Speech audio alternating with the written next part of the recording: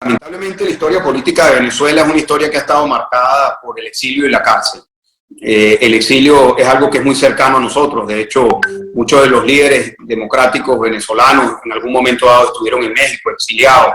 Y esa realidad ha marcado nuestra historia durante el siglo XX, sin duda, en lo que va al siglo XXI. Estar en el exilio no es fácil. Yo no quiero estar aquí en España, yo no quiero estar fuera de Venezuela. Yo no me quería ir de mi país, como millones de venezolanos tampoco querían irse del país.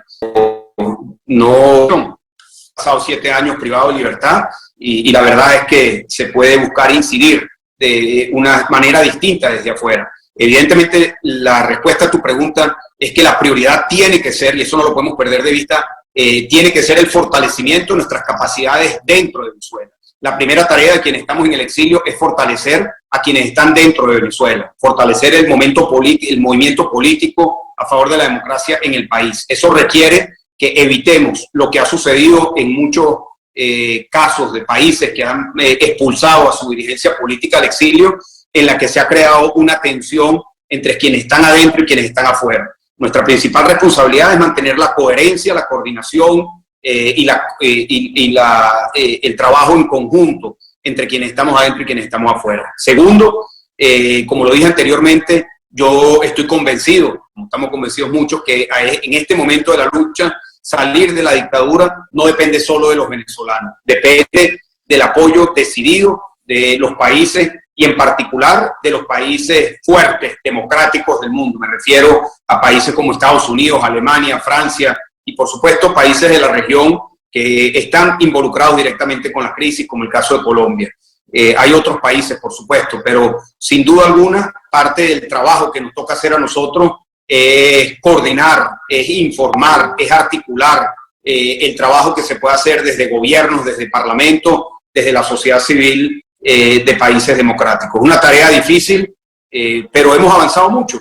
Hoy en día el presidente Juan Guaidó tiene el reconocimiento de 60 países del mundo. Eso es simbólico, pero también es una posición clara que tienen muchos países. No hemos logrado la libertad, eso es cierto, pero existimos.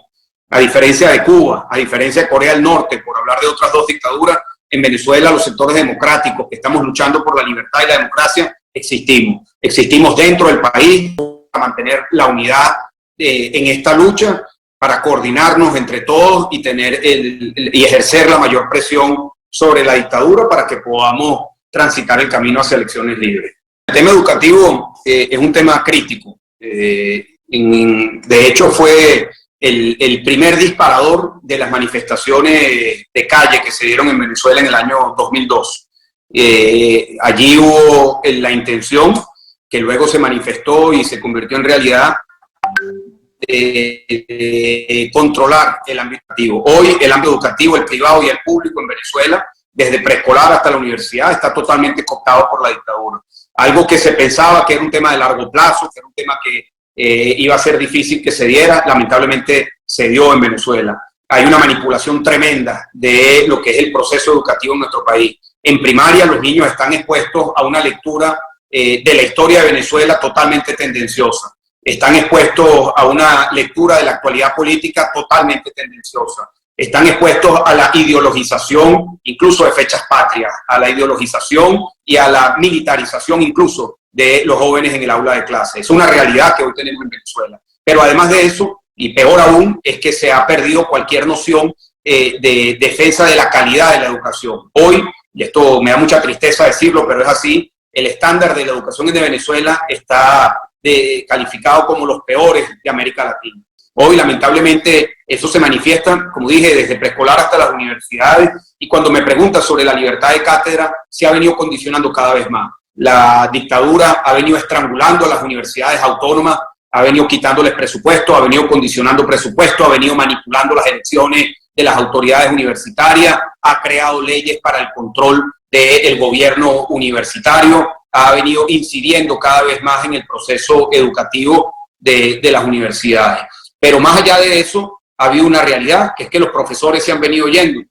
Hoy, en las universidades venezolanas, son muchas las cátedras que han cerrado, son muchas incluso las carreras enteras que han cerrado. Doy un ejemplo. Venezuela durante muchos años fue un país muy avanzado en lo que era la educación gratuita en el ámbito de la medicina.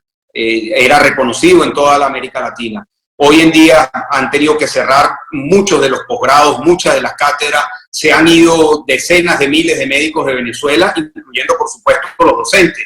Y eso, por supuesto, ha tenido un impacto no solo en el proceso educativo universitario, sino en la prestación de un servicio tan vital como el servicio de la salud. Entonces, sí, el tema de la educación en Venezuela ha sido un tema lamentablemente muy, pero muy afectado por este largo proceso que hemos tenido en Venezuela. Lamentablemente, como lo dije en la introducción, la dictadura ha cooptado todo el espectro de las comunicaciones en Venezuela.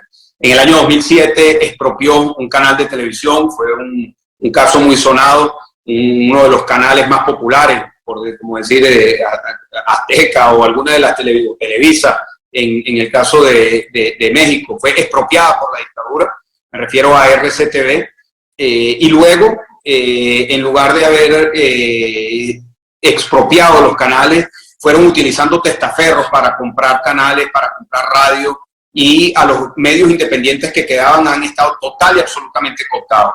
Hoy en día, si usted recorre el dial FM o AM, puede escuchar música distinta, música clásica, rock, música venezolana, jazz, pero los comentarios y la política es la misma, el mismo discurso. No hay absolutamente ningún tipo de elección para los venezolanos de poder escuchar radio, de poder ver televisión o de poder leer prensa independiente.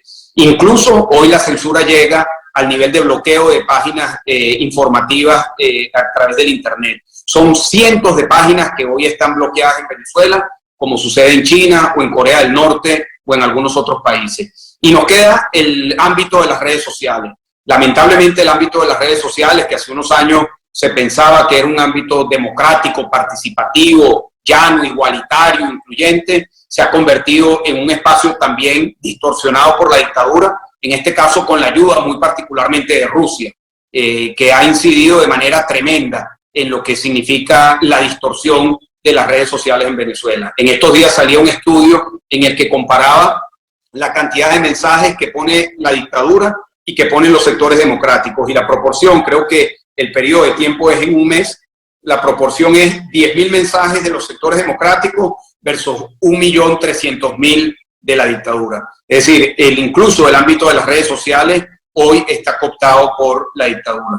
Lamentablemente, este fue un proceso también progresivo, un proceso que se desestimó en su momento, a pesar de que hubo señalamientos, alertas por parte de distintos gremios internacionales en el ámbito de las comunicaciones. El proceso siguió y hoy Venezuela está totalmente cerrada desde el punto de vista informativo. Los jóvenes han estado en la primera línea de vanguardia de esta lucha durante todo este proceso. Y los jóvenes se han puesto viejos. Los jóvenes que eran universitarios en el 2007, que llevaban la vanguardia de la lucha, en un momento muy importante, que ganamos un referéndum, ganamos una elección, hoy en día son dirigentes importantes de los sectores democráticos. Juan Guaidó es parte de esa generación, que era universitario en el año 2007 y hoy en día es presidente encargado. La universidad y los jóvenes universitarios siguen activos, pero lamentablemente miles, cientos de miles de jóvenes se han ido de Venezuela. Nuestro país demográficamente hoy en el territorio es más viejo, porque se han ido los jóvenes. Se han ido los jóvenes, han dejado a sus padres o han dejado a sus abuelos. Pero estoy hablando de cientos de miles de jóvenes que han tenido que abandonar porque no consiguen oportunidades, no consiguen futuro en nuestro país. Yo, por supuesto, sí creo que los jóvenes van a tener una responsabilidad importante, como la han tenido a lo largo de este proceso, pero la fuerza que se tenía de las universidades, del movimiento universitario, hace 10 años, incluso hace 5, hace 7 años, hoy en día no se puede comparar por las circunstancias del deterioro que tenemos. Yo sí les puedo dar una recomendación a los jóvenes, es que cuiden mucho lo que son los movimientos estudiantiles, que los fortalezcan, que hagan una política sana dentro de las universidades, que fortalezcan movimientos estudiantiles, que busquen articularse entre las universidades públicas y las privadas, las autónomas y las experimentales, que todas las universidades puedan ser parte de un mismo movimiento de jóvenes universitarios en función de la defensa de la libertad y la democracia. Porque allí, en ese núcleo, cuando está unido, cuando está con una sola voz, con una motivación similar, con una ilusión compartida, es cuando se tienen los momentos de mayor fortaleza en la lucha contra la dictadura. La Iglesia ha tenido un papel muy importante. Yo creo que la Iglesia venezolana ha sido muy valiente, ha estado muy presente, no solamente con su posición sobre el diagnóstico político de lo que ocurre en el país, sino sobre todo por su labor humanitaria en estos momentos de tragedia humanitaria que estamos viviendo. Sin embargo, yo sí puedo decir que como católico que soy, practicante, en la cárcel, yo estuve, como les dije, 4 años en una cárcel militar, 7 años privado de libertad, y en ese momento de mi vida pues me aferré mucho a la oración, a Dios. Soy una persona creyente y como católico yo esperaría mucho más del Vaticano de lo que ha sido su manifestación sobre la crisis venezolana. Y esperaría mucho de ellos porque la situación en Venezuela tiene una dimensión moral, no es un tema político. El origen es político, pero hoy la crisis política venezolana contrasta el bien contra el mal, contrasta la oscuridad y las tinieblas con la luz que nos debe de dar quienes tienen la responsabilidad de guiar moralmente a la sociedad. Yo sí creo que hay que exigir respetuosamente, por supuesto, pero a nuestra Iglesia que pueda tener un papel activo y proactivo, no solamente a nivel nacional, sino a nivel también del Vaticano. En el caso venezolano, al igual que en todo el resto de América Latina, las iglesias evangélicas han tenido un crecimiento importante y allí ha habido también una participación importante de este sector con respecto a la labor social. Es un sector que está menos articulado para poder incidir políticamente, por lo menos en el caso de Venezuela, pero han tenido una incidencia positiva en todo lo que es el tema humanitario.